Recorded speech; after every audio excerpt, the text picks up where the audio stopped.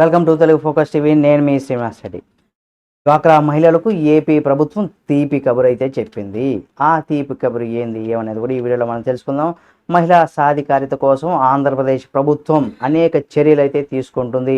మహిళలకు ఆర్థికంగా అండగా నిలిచేందుకు అనేక కార్యక్రమాలు కూడా చేపడుతుంది. ఇందులో భాగంగానే స్వయం సహాయక సంఘాలు అయినటువంటి డ్వాక్రా సంఘాల ద్వారా మహిళలకు ఆర్థిక అభివృద్ధి కోసం కృషి చేస్తుందని కూడా చెప్పుకోవచ్చు. తాజాగా డ్వాక్రా సంఘాల మహిళల కోసం ఏపీ ప్రభుత్వం మరో కీలక నిర్ణయం కూడా తీసుకుంది. మహిళలకు ఆర్థిక చేయూత అందించేందుకు ప్రభుత్వం మరి డ్వాక్రా సంఘాలకు ఇక్కడ శ్రీనిధి బ్యాంకు లింకేజీ రుణాలు అందిస్తుందని కూడా చెప్పుకోవచ్చు. అంటే ఆ సంగతి మనందరికీ తెలిసిందే. అయితే శ్రీనిధి రూపం కింద 12% వడ్డీ ఉంటే బ్యాంకు లింకేజీ రుణాలపైన కూడా 13% వడ్డీలు వసూలు చేసేవారు. అయితే డ్వాక్రా మహిళలకు ఊరట కలిగించేటువంటి వడ్డీ రేట్లపైన ఏపీ ప్రభుత్వం రాయితీని కూడా ప్రకటించింది. 2 రకాల వడ్డీల్లోనూ 2% చొప్పున రాయితీని అందించింది. దీంతో శ్రీనిధి రుణం మీద వడ్డీ 10%గా, బ్యాంక్ లింకేజీ రుణాలపైన 11%గా అంటే తగ్గిందని కూడా చెప్పుకోవచ్చు, ఉండనుందని కూడా చెప్పుకోవచ్చు రానున్న రోజుల్లో. అయితే ఆంధ్రప్రదేశ్ ప్రభుత్వం తీసుకున్నటువంటి ఈ నిర్ణయం ఫలితంగా డ్వాక్రా సంఘాలపైన వడ్డీ భారం తగ్గనుంది. మరోవైపు గతంలో డ్వాక్రా సంఘాలకు పావలా వడ్డీతో రుణాలు అందించింది. అయితే డ్వాక్రా సంఘం తీసుకున్నటువంటి రుణంలో 3 లక్షల వరకు మాత్రమే ఈ పావలా వడ్డీ వర్తించేది. మిగతా అప్పునకు రూపాయి పావలా వడ్డీగా విధించింది. ఇందులో డ్వాక్రా సంఘాలు రూపాయి వడ్డీ చెల్లిస్తే ప్రభుత్వం పావలా వడ్డీ చెల్లించేది. అయితే ఈ విధానం ద్వారా అందుకున్నటువంటి ఈ మేరకు ఎవరైతే తీసుకున్నారో మహిళలకి లబ్ధి పొందలేకపోతున్నారనే భావనతో తాజాగా వడ్డీపైన 2% రాయితీని తీసుకొచ్చింది. దీంతో డ్వాక్రా సంఘాల సభ్యులు ఎంత రుణం తీసుకున్నప్పుడు కూడా వడ్డీలో 2% రాయితీ ఆ సంఘాలకు లభిస్తుందని కూడా చెప్పుకోవచ్చు. దీంతో డ్వాక్రా సంఘాల్లో మహిళలకు ఉపశమనం లభించిందని, అయితే ప్రతి నెల నిర్ణీత తేదీల్లో వాయిదాలు చెల్లించాల్సి ఉంటుందనేసి కూడా అధికారులు చాలా స్పష్టంగా ఇక్కడ చెప్పడం జరిగింది.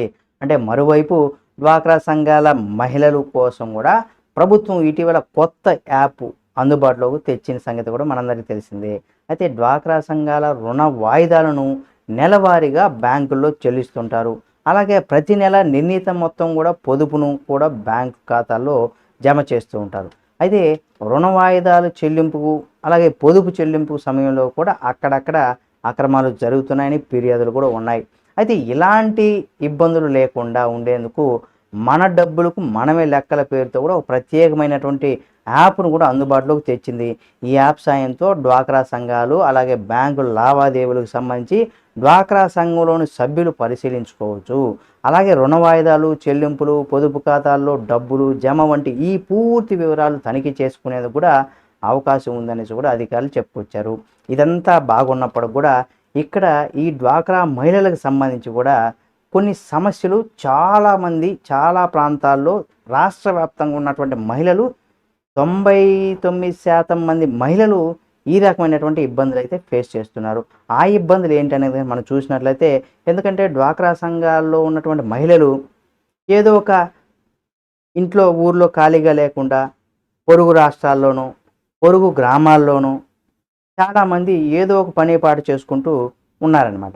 అటువంటప్పుడు ఇక్కడ వేలు పెట్టాలనో లేదా గ్రూప్ సభ్యులందరూ రావాలనో లేదా ప్రతి ఒక్కరూ మీ మీ ఫింగర్ అప్డేట్ చేయాలనో లేదా గ్రూప్ అంతా కలిసి ఏదో కొత్తగా మీకు లోన్ ఇస్తున్నామని ఏదో ఒక రకంగా వాళ్ళకి ఏదైనా ఒకటి అప్డేట్స్ కోసం గ్రూపు సభ్యులందరూ కూడా రావాలనేసి కూడా ఇక్కడ పిలుపునిస్తూ ఉంటారు ఆ సంఘానికి సంబంధించినటువంటి కొంతమంది. ఇలా ఇవ్వాలనుకున్నప్పుడు ప్రతి ఒక్కరూ, కొంతమంది హైదరాబాద్లో ఉంటారు, కొంతమంది బెంగళూరులో ఉంటారు, కొంతమంది చెన్నైలో ఉంటారు. ఆంధ్రప్రదేశ్ రాష్ట్రంలో వారి స్వగ్రామానికి రావడానికి ఇక్కడ 2 రకాలైనటువంటి ఇబ్బందులు ఎదుర్కొంటున్నారు ఈ డ్వాక్రా సంఘాలు లేదా ఇటువంటి ప్రభుత్వ స్కీములకు సంబంధించి రావాలంటే. ఈ గ్రూపు సభ్యులందరూ కూడా ఒకరోజు సెలవు పెట్టుకోవాల్సినటువంటి పరిస్థితి. సరే, సెలవు పెట్టుకున్న దాంతో ఏమవుతుంది, తిరిగి వారి గ్రామానికి రావాల్సింటే అంటే బెంగళూరు నుండో హైదరాబాద్ నుండో చెన్నై నుండో రావాలంటే వీరికి అక్కడ వచ్చేది లేకపోయినా ఆ యాప్ అప్డేట్లో లేదా దానికి సంబంధించి మీరు ఫింగర్ పెట్టాలనో లేదా మీకు ఫోటో తీయాలనో ఇలాంటి వాటిపైన కూడా వీళ్ళు ఆ పక్క రాష్ట్రంలో ఏదో ఒక పని చేసుకుని బ్రతికేటువంటి మహిళలు అక్కడి నుండి రావడానికి ఆర్థికంగా భారం అలా రావడం, అందరూ ఒకరోజు ఎవరైనా రాకపోతే అక్కడ వాళ్ళు చేసేటువంటి పనికి కొంత సెలవు పెట్టుకొని రావాల్సినటువంటి పరిస్థితి ఉంటుంది. అక్కడ రోజువారీ జీతం పోవడం అంటే రోజువారీ జీతం కూడా కట్ అవుతుంది. దాంతో పాటుగా ఇక్కడ ప్రయాణ ఛార్జీలు ఏవైతే ఉంటాయో అది కూడా వాళ్ళకి భారంగా మారుతుంది. వచ్చినాక అందరూ లేకపోలేదనో లేదో ఇక్కడ అది సర్వర్ పని చేయలేను ఇటువంటి ఆర్థిక అంటే ఇటువంటి సమస్యలతో కూడా చాలామంది మహిళలు రాష్ట్ర వ్యాప్తంగా అనేకమైనటువంటి ఇబ్బందులు పడుతున్నారు. దీనిపైన ప్రభుత్వం కూడా ఆలోచించాల్సినటువంటి అవసరం ఉంది. మరి ప్రభుత్వం దీనిపైన ఆలోచించి మంచి నిర్ణయం తీసుకోవాలని కూడా మనం కోరుకుందాం. ఇటువంటి ఇబ్బందులు ఎవరు ఎటువంటి అంటే మహిళలు పడ్డారా లేదా అనేది కూడా డ్వాక్రా అంటే సంఘాలకు సంబంధించినటువంటి మహిళలు మీరు ఇటువంటి ఇబ్బందులు ఏమైనా పడ్డారా లేదని కూడా మీరు కామెంట్ రూపంలో తెలియచేయండి.